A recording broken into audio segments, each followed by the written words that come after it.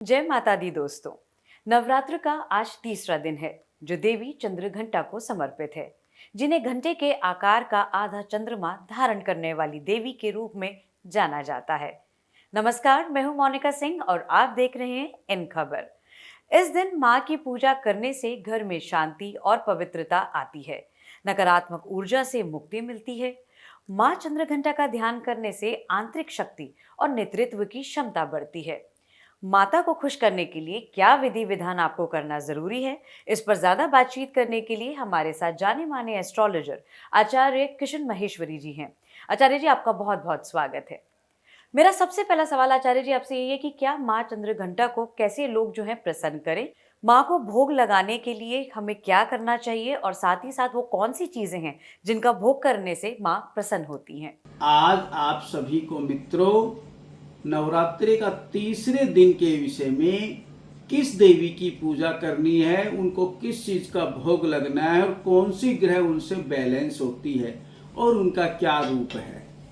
दोस्तों, तीसरे दिन माँ चंद्रघंटा की पूजा की जाती है। चंद्रघंटा देवी एक अर्धचंद्र, आधा चंद्र उनके मस्तक पे विराजमान है। घंटा वो घंटा नूमी है। उन्होंने बहुत तेज घंटा बजाया था तो राक्षस का वध किया था। उनकी इतनी तेज ध्वनि थी कि राक्षसों के दोनों कान के पर्दे सुनकर के फट गए थे। अब दोस्तों बताते हैं माँ चंद्रघंटा को किस चीज का भोग लगाएं। माँ चंद्रघंटा को दूध से बनी हुई किसी भी मिठाई का या दूध का भोग लगाएं बड़ी श्रद्धा पूर्वक। आप दूध मंदिर में दान भी कर सकते हैं किसी भी गरीब असहाय लोगों को। उस दिन माँ का तीसरा नवरात्र है।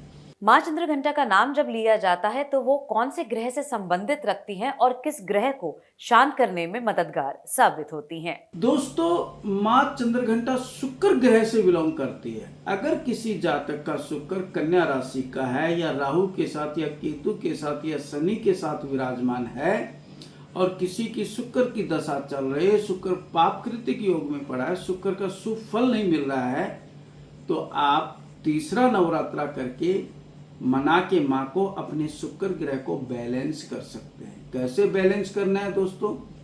एक तो आप सफेद वस्त्र चमकीला कहीं दान कर सकते हैं, दूसरे में चावल भी थोड़े दान कर सकते हैं और तीसरे में आप सबसे सुंदर उपाय शुक्र ग्रह को बैलेंस करने का, आप माँ को एक चांदी का छतर भेंट करें या किसी भी मंदिर में जाके किसी भी देवी को चंद्रघंटा रूपी देवी मान करके आप एक चांदी का छतर गिफ्ट करें।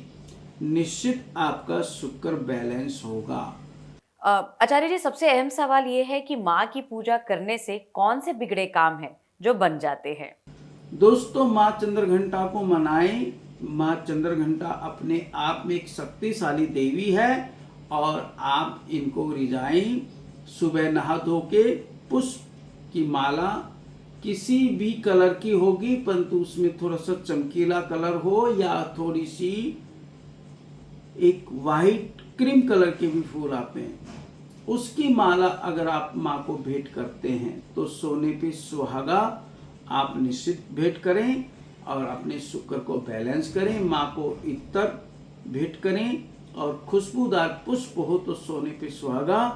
आप ऐसा करेंगे तो निश्चित माँ चंद्रघंटा आपकी मनोरथ पूरी करेंगी।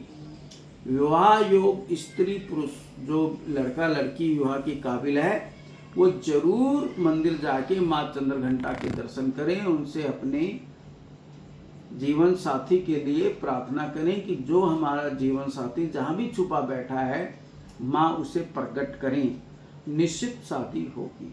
हमसे बातचीत करने के लिए बहुत बहुत शुक्रिया। आचार्य जी ने जैसे बताया कि किस विधि विधान के साथ माँ चंद्रघंटा को आप प्रसन्न कर सकते हैं, कैसे वो आपके घर में सुख, समृद्धि और शांति बनाए रखेंगी, क्या वो विशेष रंग है जो आपके जीवन में सुख और संपत्ति लेकर आएगा। तमाम हम जो बातें हैं आपके साथ साझा करते रहेंगे। हर दिन आकर दुर्गा माँ के नए स्वरूप के बारे में जानेंगे, बताएंगे कि विधि विधान क्या है, व्रत के लिए आप क्या चीज़ है जो खाएं जो आपको ज़्यादा संपूर्ण बनाएगी। ऐसे ही कुछ और बातें लेकर मैं आपके साथ जुड़ती रहूंगी। तब तक के लिए नमस्कार।